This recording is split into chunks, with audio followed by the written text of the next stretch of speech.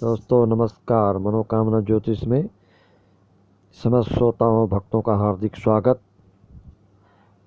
मैं पंडित ब्रजेश चंद्र पाठक प्रस्तुत हूँ। आज आपको राहु से संबंधित गोचर फल के बारे में विस्तृत चर्चा करेंगे। शुरू से अंत तक सुनने पर ही आपको कुछ इसका सारांश मिल पाएगा। थोड़ा सुनने से थोड़ा ही समझ पाएंगे, पूरी बातों से आप अनभिज्ञ रहेंगे। इसलिए कोशिश करें एक बार शुरू से अंत तक जरूर सुने। राहु से बहुत लोग भयभीत भी होते हैं। किसके लिए भयभीत होना है, किसको नहीं होना है। और विशेष करके आज हम प्रकाश डाल रहे हैं, जो आपको अवगत करा रहे हैं, वह गोचर फल के अनुसार से आपकी राशि के अनुसार ये किस राशि में किस भाव में रहने से आपको क्या फल देता है, उसको आप भली भांति समझ सकते हैं इस वीडियो के माध्यम से। वैसे आप राहु से सब विज्ञ हैं कि हिरण्यकश्यप की पुत्री सिंहिका का पुत्र माना गया है। सिंहिका का विवाह विप्रचिरति नामक राक्षस से हुआ था। उन दोनों के समागम से राहु का जन्म हुआ है। विस्तृत बात हम कथा के रूप में नहीं, हम इसके फलादेश के बारे में बताने जा रहे हैं, तो उसको आप ठीक से सुने और स्वयं अपनी कुंडली देखकर भी आप समझ सकते हैं कि राहु आपको क्या फल देने जा रहा है, क्या दे रहा था और क्या देगा। मित्रों, आज आपकी जो भी राशि हो, मेष राशि से मीन राशि तक, अगर आपकी राशि में राहु बैठा है, मान लीजिए उदाहरणार्थ मेष राशि है आपका और मेष राशि में राहु गोचर में आया, तो आपको जो भी रोग है पहले से, तो उसमें रोगों में वृद्धि हो जाएगी। या बिल्कुल स्वस्थ हैं तो कुछ न कुछ रोग उत्पन्न होंगे आपके शारीरिक रूप से, किसी न किसी रूप से कष्ट भी पहुँचेगा। ऋण आदि का योग देता है, किसी से उधारी लेना या लोन लेना, किसी से पैसा लेना आदि ये योग करवाता है जन्म राशि में राहु आने पर। और आर्थिक हानि की संभावना बनी रहती है। तो जब भी राहु आपके अपनी राशि में गोचर करेगा तो इस तरह का फल आपको देगा भाइयों। तो इसको आप नोट कर लें कि आपकी राशि में राहु बिल्कुल शुभ फल नहीं देने वाला है। जिसकी भी जो भी राशि है मेष से मीन तक, अगर आपकी राशि में जब राहु आता है तो आपके लिए शुभकारी योग नहीं निर्मित करता है, वो अशुभ कारक होता है, अशुभ फल देने वाला हो जाता है। मित्रों, अगर आपकी राशि मान लीजिए कोई भी है, उससे अगर द्वितीय स्थान में राहु गोचर में भ्रमण करता है तो भी आपको आर्थिक हानि ये राहु पहुंचाता है। अगर राहु तृतीय स्थान में गया है तो आपका पराक्रम बढ़ जाएगा, आपका साहस बल बढ़ जाएगा, आपसे दुश्मन परास्त होंगे और आप अपने बल बदौलत पराक्रम से धनार्जन करेंगे। और पराक्रम की वृद्धि स्वाभाविक रूप से इस काल में हो जाती है। अतः इस समय आप पराक्रम से संबंधित जो भी कार्य करेंगे, चाहे आर्थिक उपार्जन से संबंधित हो या जिस क्षेत्र से भी संबंधित हो, उसमें आपको लाभ पक्का मिलेगा। मित्रों, अगर आपकी राशि से अगर राहु चौथे स्थान में है तो अचानक अनायास किसी न किसी रूप में आपको किसी न किसी से शत्रुता हो जाती है और कष्ट पहुंचता है शत्रुओं से, और शत्रुओं की वृद्धि होती है। जब तक राहु आपके चतुर्थ स्थान में रहेगा गोचर में, तब तक आपको शत्रुता होने की संभावना प्रबल बन जाती है। बेमतलब बेवजह अकारण शत्रुता हो जाना ये योग देता है। अगर राहु आपकी राशि से पांचवें स्थान में गोचर कर रहा है तो आपको संतान कष्ट मिल सकता है, किसी कार्य में मन नहीं लगने जैसा फल हो सकता है, मन दिग्भ्रमित जैसा हो सकता है, मन कोई भी काम करने के लिए आप कर सकते हैं लेकिन कर ना पाए, इस तरह की मन स्थिति राहु बना देता है।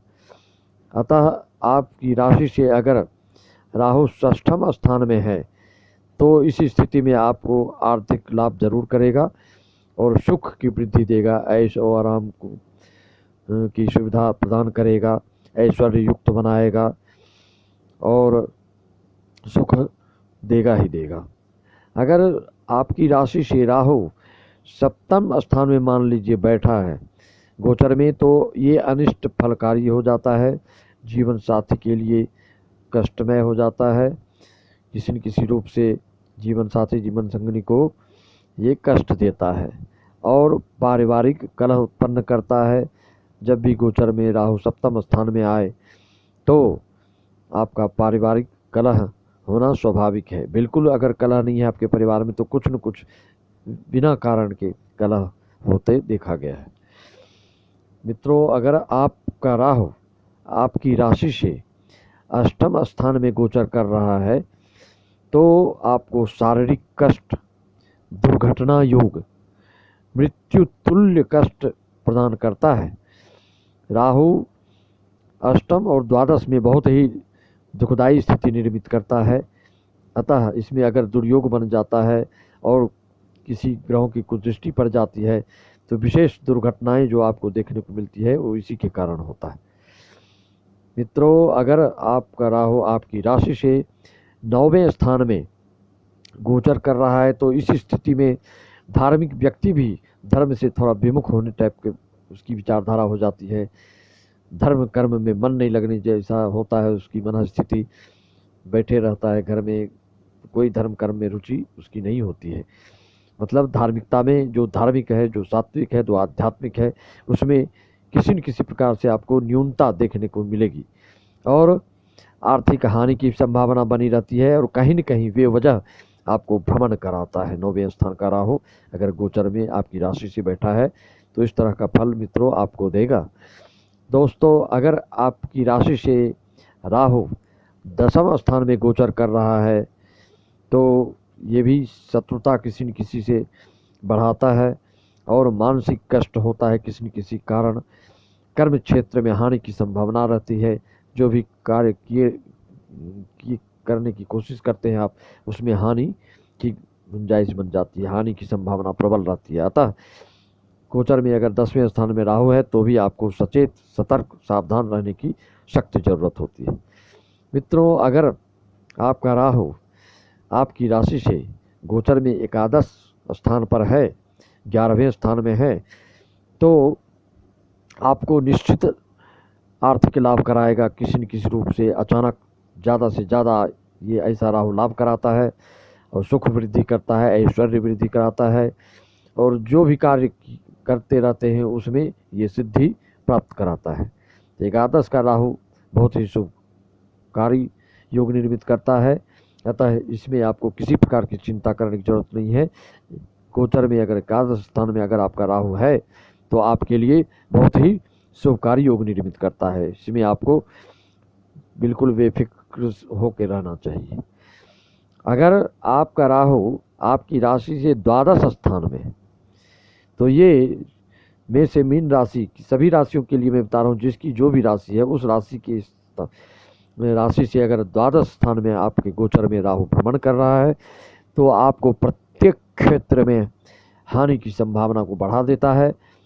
वे वजह अत्यधिक व्यय कराता है, कहीं आग से दुर्घटना करा देता है, कहीं वाहन से दुर्घटना हो सकता है, किसी न किसी रूप से वो दुर्घटना करेगा। वाहन से हो, भवन से हो, जल से हो, किसी न किसी रूप में ये दुर्घटना योग देता है। अगर इसमें दुर्योग बन जाए, विशेष कुदृष्टि पड़ जाए, विशेष योग हो जाए तो इसमें दुर्मरण योग भी निर्मित हो सकता है। अतः आपको आज मैंने इस मनोकामना ज्योतिष चैनल के द्वारा आपको बताया।